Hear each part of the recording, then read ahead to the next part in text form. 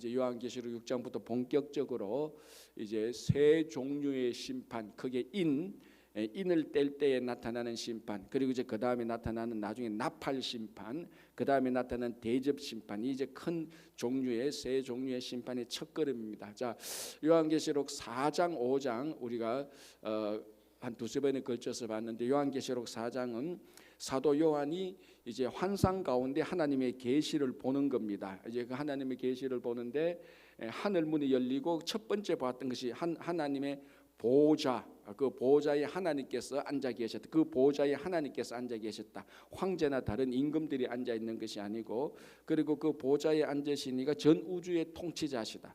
자, 여기에 이제 요한계시록 4장의 핵심이고, 물론 그 주변에 24장로들이 있고 네 생물들이 있으며 네 생물과 24장로들이 하나님을 찬양하고 있었습니다. 여기 4장에서 이제 사도 요한이 본 첫 번째 환상이고, 5장으로 넘어가면은 이제 예수 그리스도, 어린 양 예수 그리스도에게 초점을 맞춥니다. 이게 어떻게 전환되는가 하면은 하나님 그 보좌에 앉으신 하나님께서 오른손에 인이 7개 박힌 두루마리가 있었습니다. 그 두루마리가 있었는데 이 두루마리 누군가가 하나님의 오른손으로부터 두루마리를 받아서 인을 떼서 그 안의 내용을 보여주어야 미래에 일어날 일에 대한 계시가 나타나는 겁니다. 그런데 이 세상에 하늘과 땅과 뭐 어디에도 하나님 오른손에서 그 보좌를 받아서 인을 뗄 존재가 없었습니다. 그래서 그 사도 요한이 그걸 보고 한탄했지 않습니까? 야, 누가 저 인을 떼야 되는데, 그래야 미래의 일들을 알 수 있는데 아무도 없는데 24장로 가운데 한 사람이 걱정하지 마라. 유다 지파의 사자, 그 유다 지파의 사자, 그리고 다윗의 뿌리 가운데 한 사람이 있다. 그 한 사람의 한 존재가 있다는 거죠. 그래서 보니까 네 생물과 24장로들 가운데 4장에서는 보지 못했던 5장에 보니까 어린 양이 있는데, 그 어린 양이 이제 그 하나님 오른손에 있는 그 두루마리를 받아서 인을 떼기에 합당한 자였습니다. 이제 그래서 6장에 오면은 이제 바로 그 인을 떼기 시작하는 겁니다. 5장에서 한 가지 또 중요한 것은, 그래서 그 24장로들, 네 생물들, 천사들, 모든 피조물이 이제는 어린 양에게 경배를 하는, 그래서 보좌에 앉아 있던 하나님에게서 5장에 가면은 어린 양에게 초점을 맞추는, 왜 이제 이 어린 양이 하나님의 모든 심판권을 다 이양받았습니다. 그래서 어린 양이 전 우주를 심판하는 겁니다. 이게 굉장히 제가 아이러니고 역설이라 그랬습니다. 어린 양은 가장 약한 존재입니다. 그 덩치는 다람쥐나 토끼보다 클 수 있지만은 다람쥐나 토끼보다도 공격용, 수비용 무기가 없는 게 어린 양입니다. 가장 어린 양인데, 가장 약한 존재가 어린 양인데, 가장 약한 존재가 온 우주를 심판하게 되는 권세를 하나님으로부터 받게 되는 겁니다. 자, 이 어린 양이 당연히 우리가 십자가에서 돌아가신 예수 그리스도를 말하는 건데, 이제 6장부터 본격적으로 인 하나씩 뗄 때마다 이제 심판이 이루어지는 겁니다. 자, 6장 1절 보겠습니다. 내가 보매 어린 양이 7인 중에 하나를 떼는데, 자, 이제 드디어 인 하나가 뗍니다. 떼지자 이제 그때 심판이 나타나는데요. 그때에 내가 들으니 내 생물 중에 하나가 우레소리 같이 말하되 오라 하니까, 인을 떼니까 내 생물 중에 하나가 큰 천둥 번개 우리 같은 이런 소리로 말하면서 오라 하니까 첫 번째가 뭔가 하면 흰 말이 나타납니다. 이에 내가 말하되 2절 이에 내가 보니 흰 말이 있는데 그 탄자가 활을 가졌다. 그러니까 이 전체 심판 가운데 첫 번째 인을 뗐는데 나타나는 게 흰 말이 나타나고 거기에 활을 가지고 탄 사람이 나타나는 겁니다. 자, 계속 보겠습니다. 이에 내가 보니 흰 말이 있는데 그 탄자가 활을 가지고 면류관을 받고 나아가서 이기고 또 이기려고 하더라. 그래서 사실은 이 첫 번째 인을 뗄 때 나타났던 흰 말을 탄 자, 여기에 대해서 또 벌써부터 논쟁이 있습니다. 이 자가 도대체 누구냐, 어떤 사람이냐. 그래서 보통 우리가 전후 맥락을 모르면은 흰 말을 탔으니까 예수 그리스도다, 그리고 면류관을 가져서 이기려고 한다, 마지막 승리자 예수 그리스도다, 이렇게 보는 사람들이 아직도 있습니다.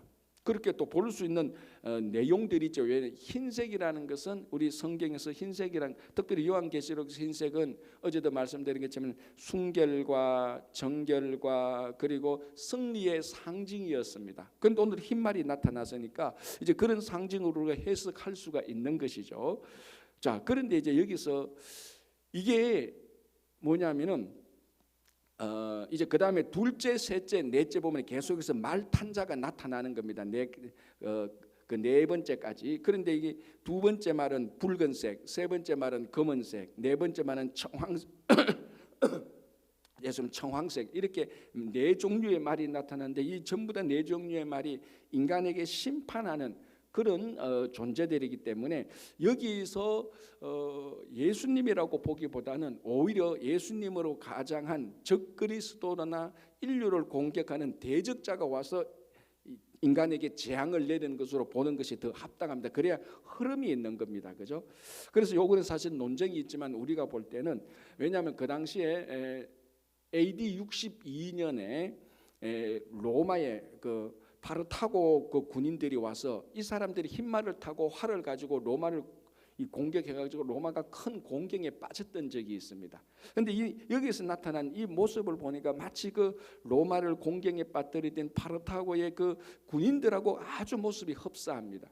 아마 거기에서 같이 차용되어서 이런 환상이 생긴 것으로 보는데, 자, 어쨌거나 첫째 인을 때니까 흰말을 타고 활을 탄 자가 와서 막 이기고 가는 겁니다. 자, 활이라는 것은 대표적인 전쟁 도구입니다. 그러니까 첫 번째 인을 뗄 때에 이 인류에게 나타나는 이 심판이 뭐냐? 이게 뭐 누구든지 간에 그 내용은 확실합니다. 전쟁을 우리들에게 가져다 주는 겁니다. 그러니까 인류 멸망이, 인류 심판이, 전쟁이 반드시 포함되는 겁니다. 자, 그래서 첫 번째 인을 떼니까 흰말을 타고 활을 탄 자가, 흰말을 타고 활을 가지고 온 자가 계속해서 인간에게 재앙을 주고 이기려고 한다는 그런 첫 번째 심판입니다. 자, 두 번째 보겠습니다. 3절. 둘째 인을 떼실 때에 내가 들으니 둘째 생물이 말하되 오라. 자, 네 생물 가운데 첫째 생물이 오라 말하니까 흰말이 나타나고, 둘째 인을 떼니까 둘째 생물이 말하되 오라 하니까 이번에는, 자 보십시오. 3절에 이에 다른 붉은 말이 나오더라. 그 탄자가 허락을 받아 화평을 제하여 버리고 서로 죽이게 하고 또 큰 칼을 받았더라. 자, 둘째 인을 떼는데 이번에는 붉은색 말을 탄 사람이 나타납니다. 이 사람은 허락을 받아서 화평을 제하고 서로 죽이려고 하고 큰 칼을 받았습니다. 자, 첫째 흰말은 손에 활을 가지고 있었고, 둘째 붉은 말을 탄 사람은 손에 칼을 가지고 있습니다.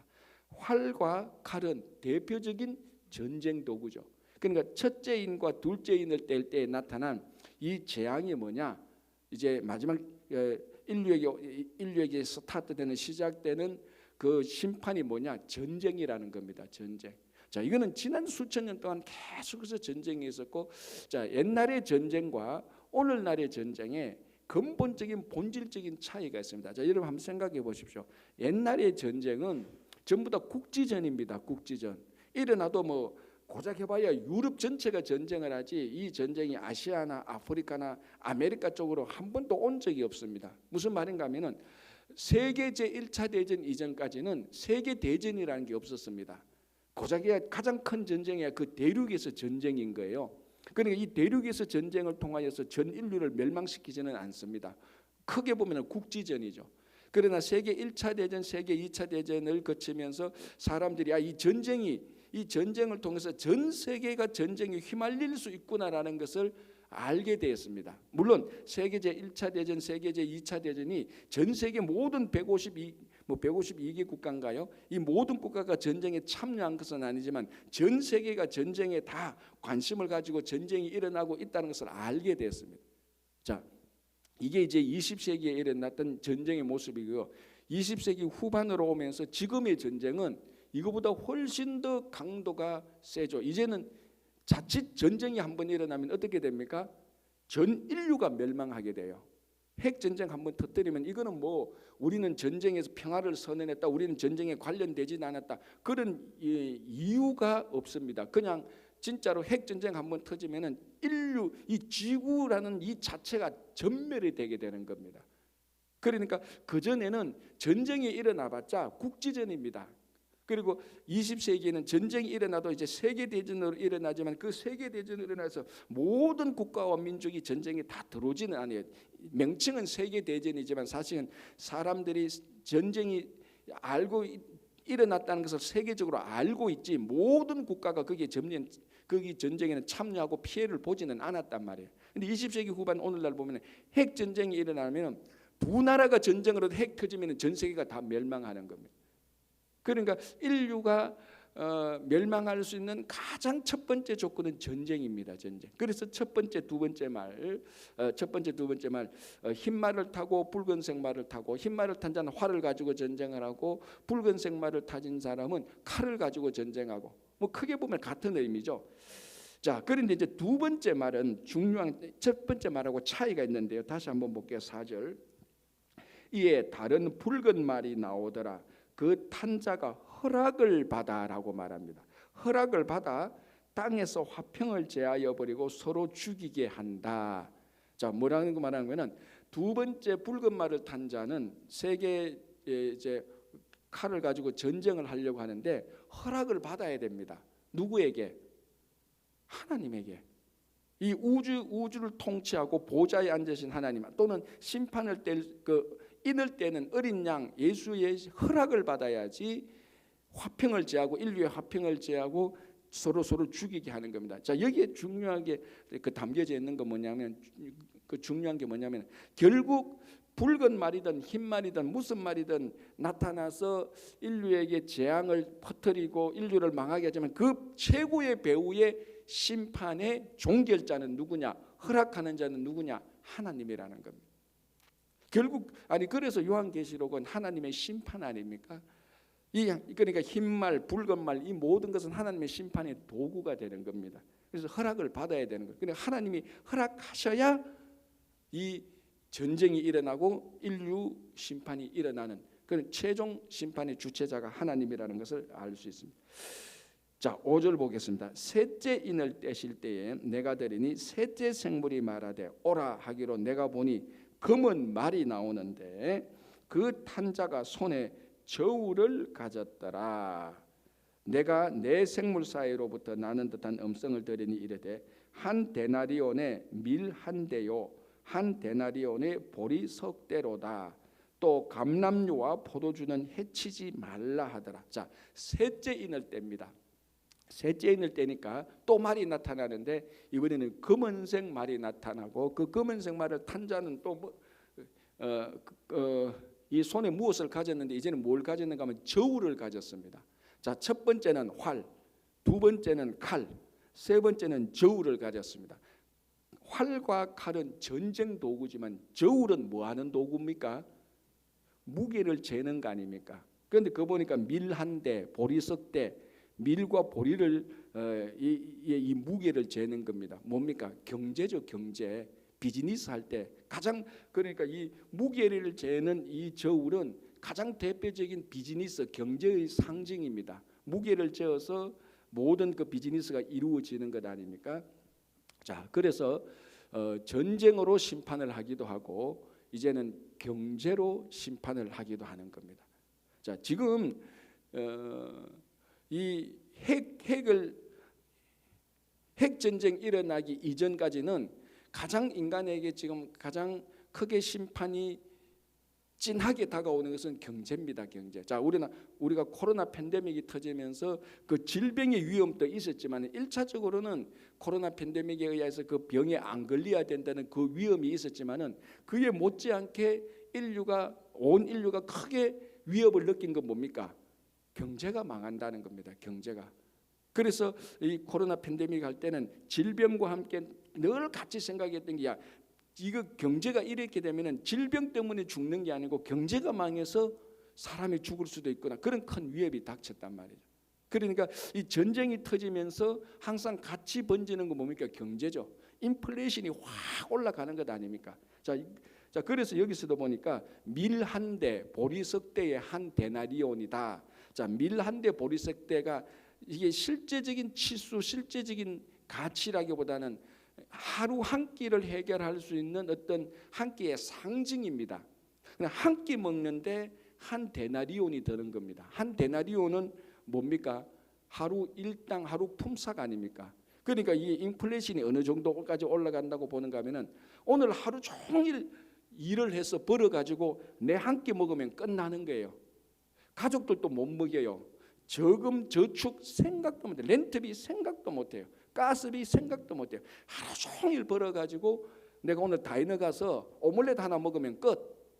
그러니까 이 경제가 안 돌아가죠. 경제가 안 돌아가는 점, 인플레이션이 뭐 아르헨티나 이런 데 뭐 이 인플레이션이 뭐 엄청 오르지 않습니까? 그것처럼 인플레이션 한 몇십 배로 올라가 버리고 돈이 완전 휴지 조각이 되는 겁니다. 지금 그걸 말하는 겁니다. 그러니까 전쟁도 위태위태하지만 경제가 일어나면은 특별히 요즘 같은 경우는 이 모든 세계 이 경제가 다 네트워킹 다 돼가 있지 않습니까? 한 국가가 경제 망하면 그 국가 경제 망하는 게 아니고 전 세계 영향이 다 끼치는 겁니다. 굉장히 이게 치밀하게 네트워킹이 돼가 있거든요.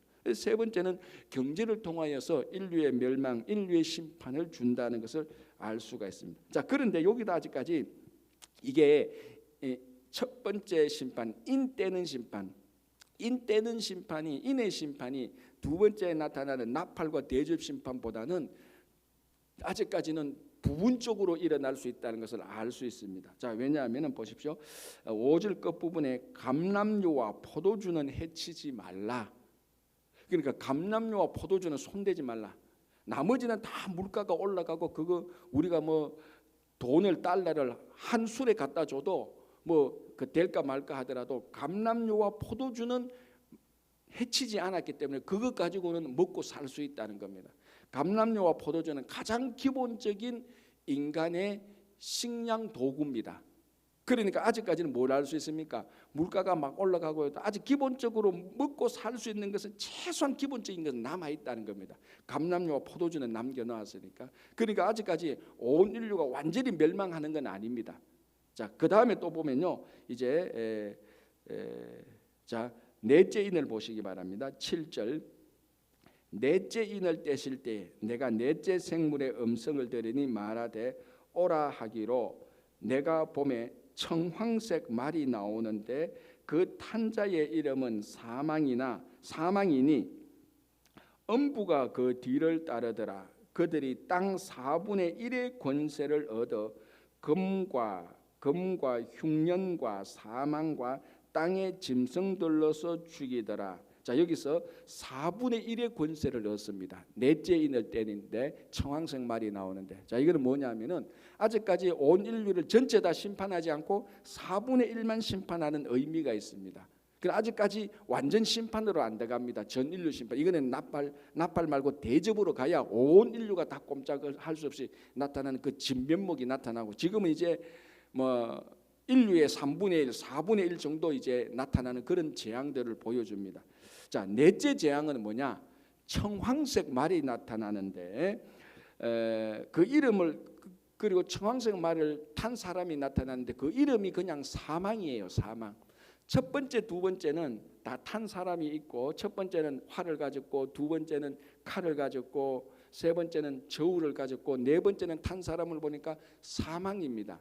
자, 이거는 무슨 심판이냐 한데, 이 칼라가 보니까 청황색 칼라는 대표적으로 환자의 파리한 얼굴을 말하고 있습니다. 그리고 사람이 죽으면 시신이 썩기 시작하면서 청황색으로 되면서 검정색으로 서서히 변하는 겁니다. 그래서 이 이름을 사망이라고 말하는데, 자, 앞에서 우리가 두 종류의 심판을 봤습니다. 첫째, 둘째, 셋째 인을 뗄 때 전쟁과 기근, 그러니까 경제, 전쟁과 경제 문제가 있었습니다. 그러니까 막 인플레이션이 너무 올라가니까 먹고 살 게 없는 것 아닙니까? 포도주와 감람류 빼고는 먹고 살 게 없어요. 기근 흉년이라는 거죠. 그래서 경제가 막 엉망진창이 되는 겁니다. 자, 세 번째는 사망인데, 그러면 세 번째는 무엇으로 사망할 것인가라는 것인데, 이 넷째 인을 뗄 때는 두 가지를 말하고 있습니다. 첫 번째는 뭔가 사망인가 모르고, 두 번째는 짐승들로서도 죽인다. 자, 8절 끝부분에 이 땅 4분의 1의 권세를 얻어 금과 흉년과, 자, 금과 흉년은 이미 앞에서 나왔죠. 첫째, 둘째 인을 뗄 때 그럼 전쟁 아니니까 셋째 인을 뗐을 때는 흉년입니다. 그게 흉년이란 말하고 경제가 엉망된다고 같은 말이죠. 그죠? 먹을 게 없어. 그러니까 돈을 아무리 갖다 줘도 흉년이 되니까 먹을 게 없습니다. 포도주와 감람류만 남아 있고요. 그래서 첫 번째, 두 번째는 금과 흉년과 그리고 사망과 땅의 짐승. 그 땅의 짐승도 뭔가 모르게 알 수 없는데 땅의 짐승들도 굉장히 이게 이상한 현상이 일어나서 사람을 공격하게 되고 굉장한 예를 들자면 또 뭐 바다의 물고기들이 떼죽음을 당해서 사람이 그 물고기를 먹을 수 없게 되는 이런 여러 가지 현상들도 분명히 일어날 것인데 셋째는 사망은 무엇으로 인한 사망인가 보면요. 이거는 약간 우리가 추측을 해야 되는데 구약 성경에서 선지자들이 하나님께서 심판을 할 때 크게 세 종류의 세트가 나옵니다. 첫 번째는 뭐냐면은 전쟁, 두 번째는 흉년, 세 번째가 뭘까요? 이 질병입니다. 질병. 그래서 에스겔서나 이렇게 보면은 하나님께서 인류를 심판하실 때 전쟁으로 심판하고 흉년이 들게 하고 그리고 병이 들 것이라고 말합니다. 그런데 첫 번째, 두 번째는 전쟁이었고 첫 번째, 두 번째 인을 뗄 때는 전쟁이었고 세 번째 인을 뗄 때는 경제가 막 올라가고 밀 한 대, 보리 한 대, 그 보리석 대 이거 먹으려면 하루 일해야 한 끼 먹을 수 있는 흉년이 든단 말이죠. 자, 세 번째는 그리고 네 번째 인을 때는 세 번째 사망의 원인은 뭔가 구약 시대에 나타나는 그 세트를 딱 적용하면 이게 질병이 되는 겁니다. 질병. 자, 그리고 말 색깔이 뭐죠? 청황색 말 아닙니까? 환자 얼굴이에요. 환자. 병에 걸린 환자의 얼굴이라고. 그러니까 환자 얼굴 색깔이라는 거거든요. 몸 색깔이. 그러니까 병에 걸렸다는 겁니다. 그 청황색 말 자체가 환자라는 의미를 나타내는 겁니다. 병에 걸린 거죠. 그래서 전쟁과 흉년 또는 경제적인 인플레이션과 질병, 병을 요 세 세트가 구약에서 하나님께서 인류를 심판할 때 나타나는 세트입니다. 그런데 그게 첫째, 둘째인, 셋째인, 넷째일 때 그 시리즈로 본다면 이 사망은 질병으로 인한 사망이 거의 확실합니다.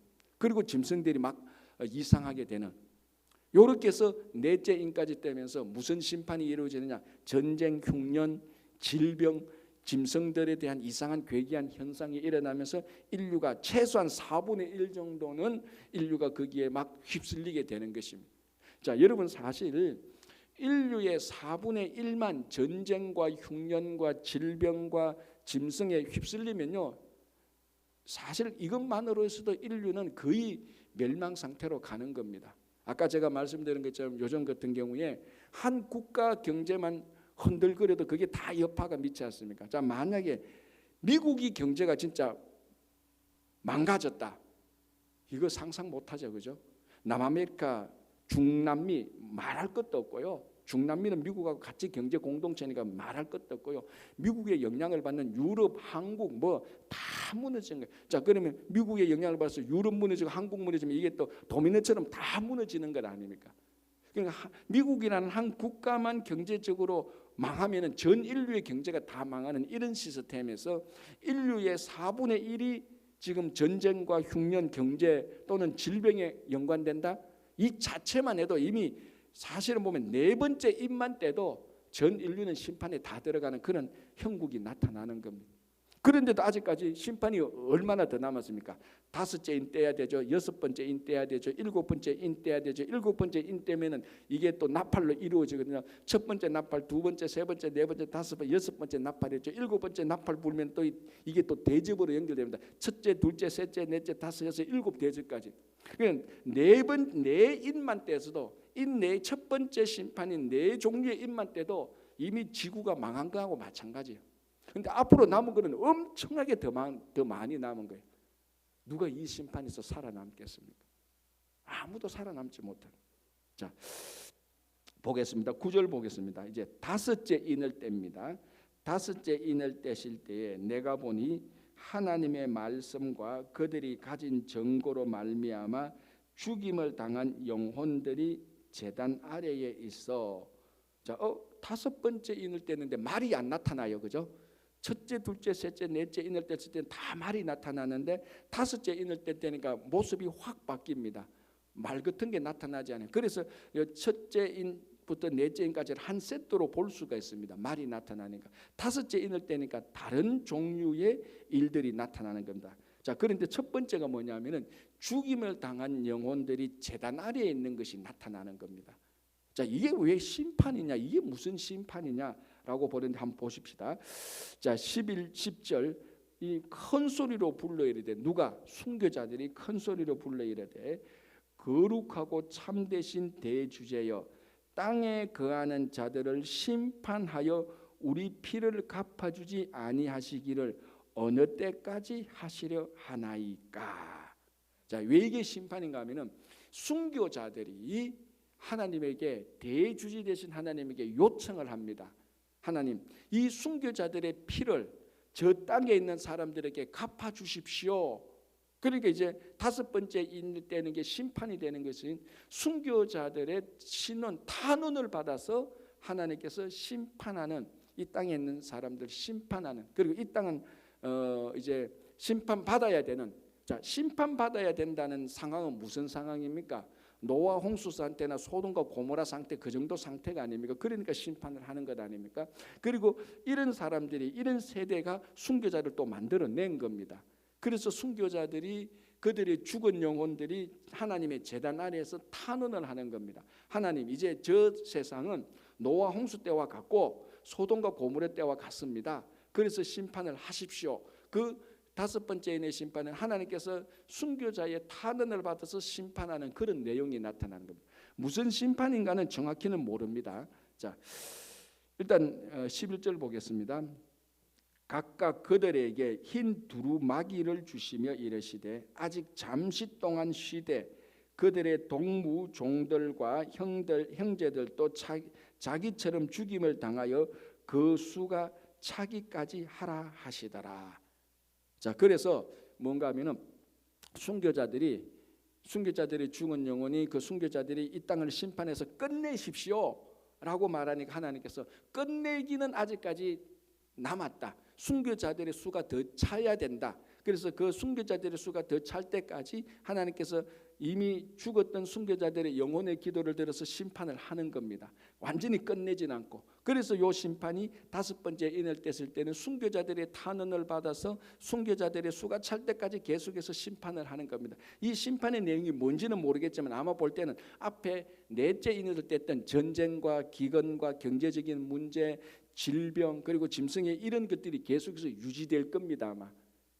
그래서 끝나는 게 아니고 아마 그 순교자들의 탄원을 들어서. 자, 이제 여기서 우리가 심판 외에 또 이 다섯 번째 인을 뗄 때에 나타난 일들을 볼 때 우리가 중요하게 생각해야 될 게 한두 가지가 있습니다. 첫 번째는 뭐냐면은 순교자들의 죽은 영혼이 어디에 있느냐, 이게 제단 아래에 있다는 겁니다. 자, 이 초대교회 때에 많은 성도들이 관심 가운데 하나가 뭐냐면 순교자들이 죽으면 어떻게 될까, 거기에 관심이 많았습니다. 하나님의 나라를 위해서 말씀을 전하다가 죽은 순교자들이 죽으면 어떻게 될까. 자, 초대교회 때만 하더라도 사람이 죽으면 다 영혼은 서울로 갑니다. 서울은요 지옥이 아니에요. 사실은 죽으면 무조건 가는 데예요. 죽으면 무조건, 사람이 죽으면 서울로 갔다가 지옥으로 가거나 천국으로 가는 그런 초대교회의 생각이 있었습니다. 그런데 사람이 죽으면 다 서울로 가는데 특이하게 순교자들의 영혼은 지금 서울에 있는 것이 아니고 하나님의 제단 아래에 있는 겁니다. 바로 하나님하고 직면해서 하나님한테 바로 직접적으로 호소를 할 수 있는 그런 곳에 있는 것입니다. 굉장히 영광스러운 곳에 있는 것이죠.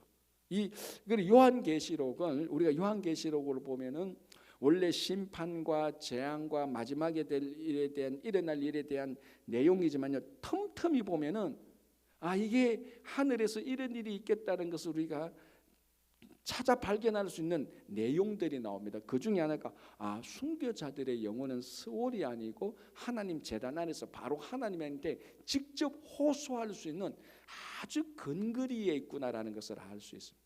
자, 이게 초대교회 순교를 하지 않았던 사람들에게서 큰 위로가 되는 거죠.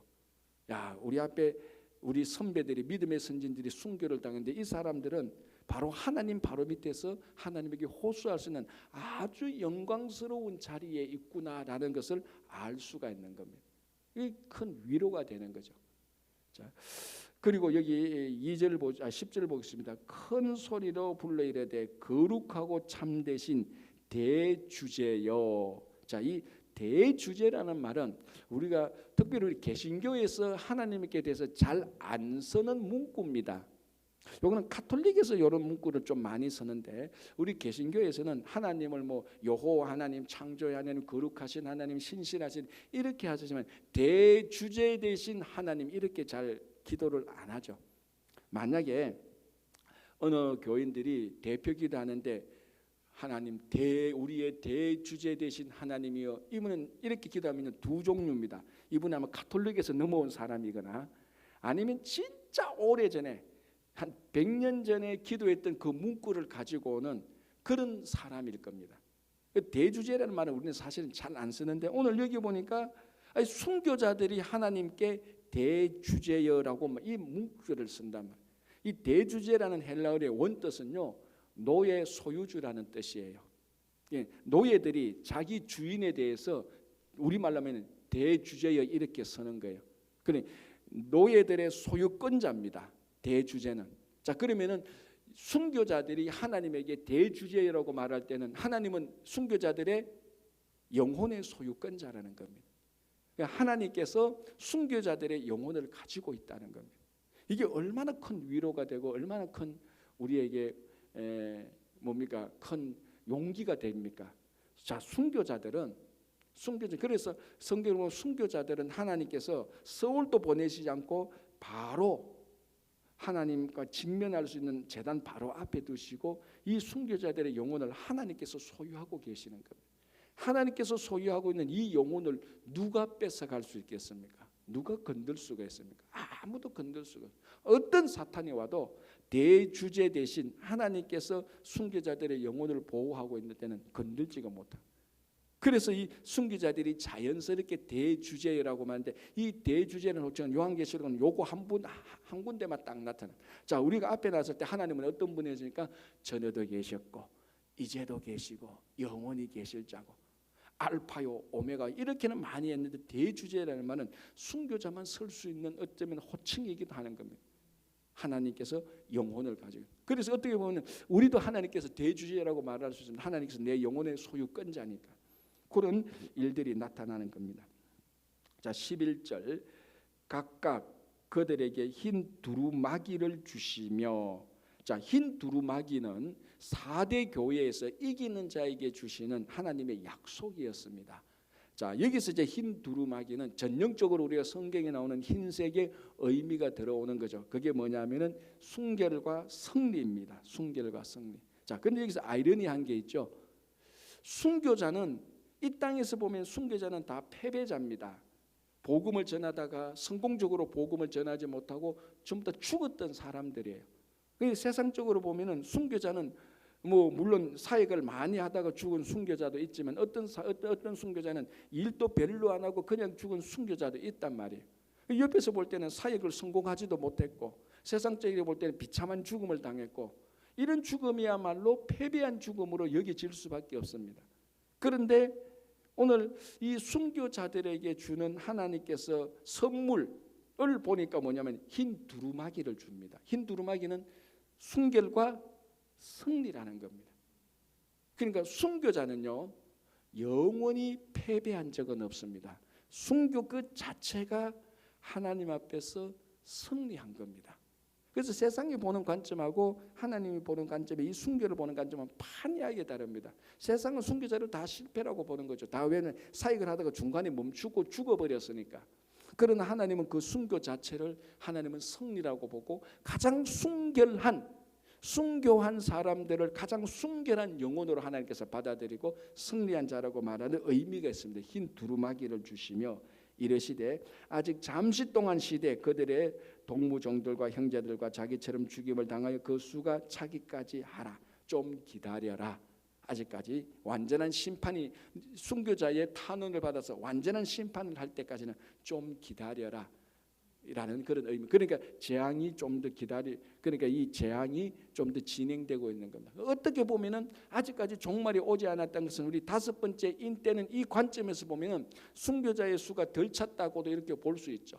그런데 이제 이단들은 이 순교자의 수를 자꾸 숫자로 만들려고 하는 겁니다. 몇 명이냐 뭐 14만 4천 명이 여기에 들어간다 뭐 별소리를 다 하는데 이 순교자의 수는 하나님만 아는 겁니다. 이걸 이 땅에서 산술적으로 절대로 계산해서는 안 되고, 이런 것을 계산하려고 시도하는 설교자나 주석가가 있다면 여러분 굉장히 조심하셔야 됩니다. 거의 다 이단으로 나가는 수가 있어요. 어쨌거나 그 순교자의 수가 찰 때까지 우리는 계속해서 이 종말을 준비해야 되는 그런 신앙의 의무가 있는 겁니다. 자, 오늘은 여기까지만 하고요. 다음부터는 이제 6째 인을 떼는 건 우리가 또 뭐고요. 한 가지는 이제 여러분 일기예보를 보면은 오늘 오후부터, 오늘 한 12시부터 저녁 때까지는 눈이 오고 언다고 말하는데, 내일 새벽 기도를 해야 될지 안 해야 될지는 제가 좀 보고, 우리 장로님과 상의하게 일기예보를 좀 보고 내일 아침에 해야 될지 안 해야 될지는 여러분들한테 또 정교한 카톡으로 알려드리도록 하겠습니다.